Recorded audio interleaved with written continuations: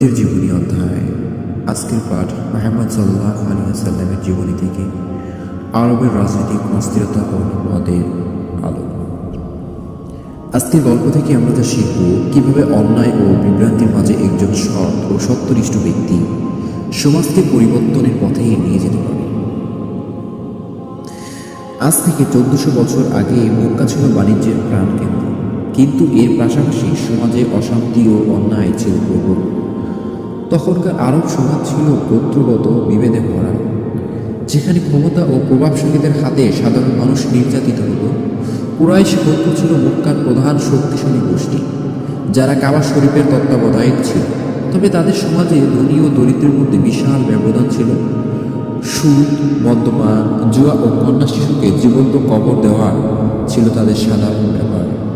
এই অন্ধকার যুগেই মহান আল্লাহ রাব্বুল আলামিন নবী করিম সাল্লাল্লাহু আলাইহি ওয়াসাল্লামকে নবুয়তের দায়িত্ব দিলেন। তিনি সমাজে ন্যায় বিচার ও মানবিকতা প্রতিষ্ঠার জন্য কাজ শুরু করলেন, কিন্তু কুরাইশ নেতারা তাকে বাধা দিতে লাগলো।